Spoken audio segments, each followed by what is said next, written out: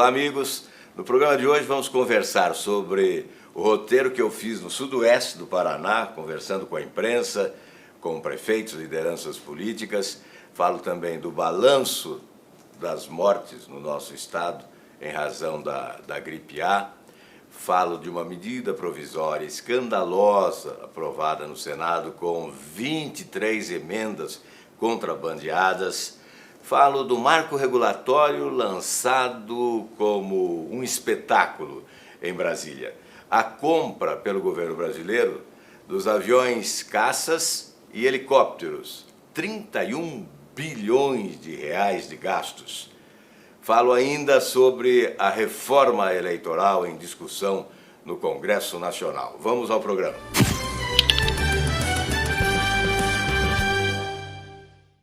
Olha, eu fiz um roteiro pelo sudoeste do Paraná, Pato Branco, dois vizinhos, Francisco Beltrão. Conversei com prefeitos e os prefeitos reclamam. O governo prometeu R$1 bilhão para compensar as perdas de receita em razão da isenção do IPI concedida principalmente ao setor automobilístico e construção civil, e até hoje o dinheiro não chegou muito pouco. O governo é muito bom para anunciar, mas é péssimo para cumprir os seus compromissos. Portanto, esta é a reclamação maior que eu vi no sudoeste do Paraná. Lá a prestação de contas sobre os recursos que repassei ao consórcio de saúde com sede em Francisco Beltrão e o compromisso que eu assumi de, no orçamento para o próximo ano, incluir mais recursos tanto para o consórcio de saúde com sede em Pato Branco quanto para este de Francisco Beltrão. Afinal, a saúde está um caos no país, os prefeitos administram dificuldades e nós temos que colaborar.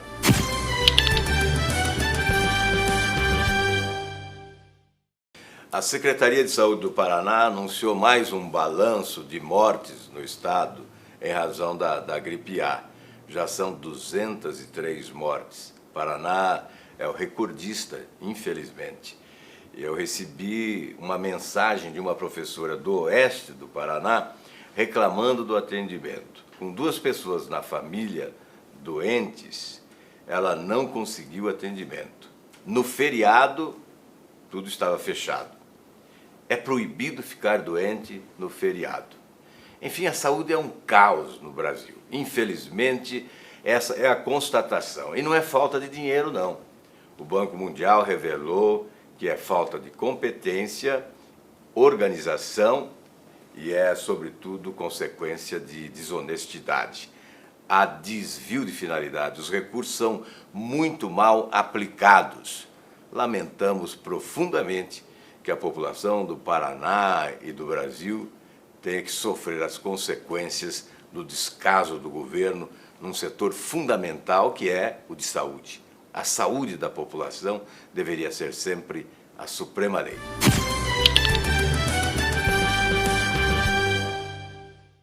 Olha, o Senado Federal aprovou uma medida provisória escandalosa. Uma medida provisória que tratava de R$1 bilhão para as prefeituras do Brasil, foi usada com 23 penduricalhos, emendas contrabandeadas, escondendo aí privilégios para alguns setores. Aliás, no Brasil é assim, nesse governo é assim.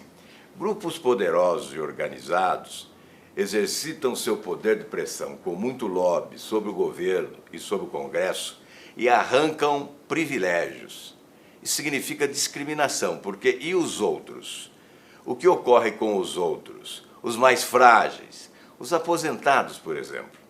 Os aposentados da Varig, da Transbrasil, os aposentados de modo geral.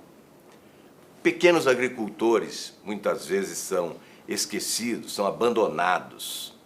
Enquanto há escassez de dinheiro para a saúde pública, dizem, sobra dinheiro para atender determinados privilégios de grandes empresários poderosos, especialmente do Norte e do Nordeste. Foi o que ocorreu com esta medida provisória votada a toque de caixa, com a imposição do governo e de forma muito estranha.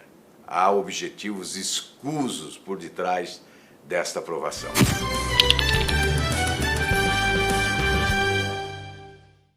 Olha, o governo fez verdadeiro carnaval com o anúncio do marco regulatório para o pré-sal. Nós queremos que esse pré-sal realmente signifique para o Brasil uma redenção econômica. Mas olha, o povo não merece ser tratado desta forma, gerando falsa expectativa, escondendo fatos e, sobretudo, com um fanismo injustificável.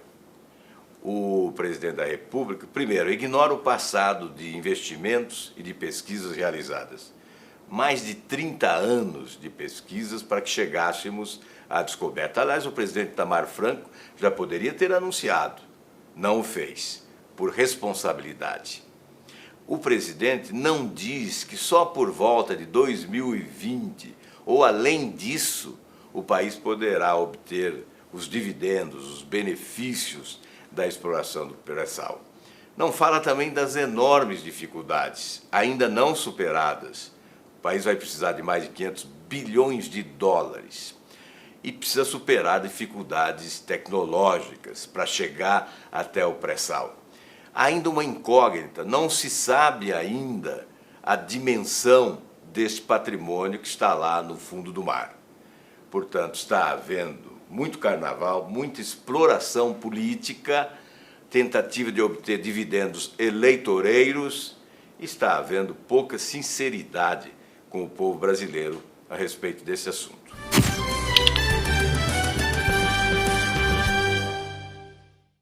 Olha, o presidente Lula anunciou um chamado Plano Estratégico de Segurança Nacional e, ao mesmo tempo, informou a compra de helicópteros, aviões caças, gastando aí cerca de 31 bilhões de reais. O presidente alega que é preciso reforçar a segurança nacional em função do pré-sal. Eu fico imaginando, o que será que poderia acontecer com o pré-sal? Algum inimigo alienígena, invasor, invadindo os mares do Brasil e lá nas profundezas do oceano, roubando o nosso pré-sal? Isso seria possível? Eu acho um pouco surrealista essa justificativa do presidente da República para gastar toda essa dinheirama. Nós estamos aí com problemas na saúde pública, o governo quer criar um novo imposto. Então por que ele anuncia um novo imposto para comprar caças e helicópteros, aviões caças e helicópteros, submarino? Será que o povo brasileiro iria concordar com isso? Nós temos prioridades fundamentais. Quem governa deve saber estabelecer prioridades. Esse assunto deveria ter sido discutido, mais discutido antes do governo anunciar como decisão tomada.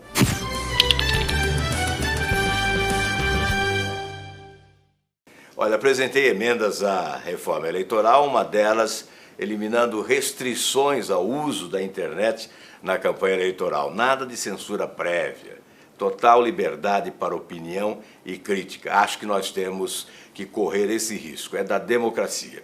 A outra emenda restabelecendo o uso do outdoor na campanha eleitoral.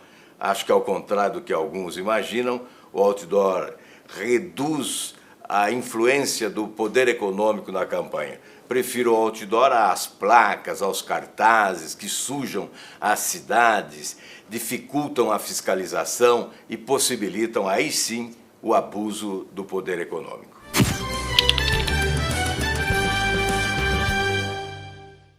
Olha, muito obrigado a vocês que votaram e elegeram o meu blog na categoria de política, o melhor do Brasil. Foi o primeiro colocado no júri popular e também no júri acadêmico. Neste dia 12, ele recebe o prêmio de o melhor blog do Brasil.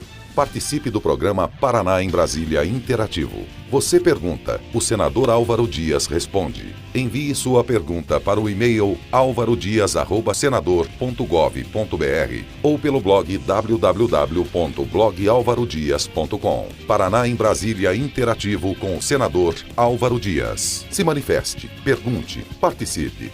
Eu terei o maior prazer em responder.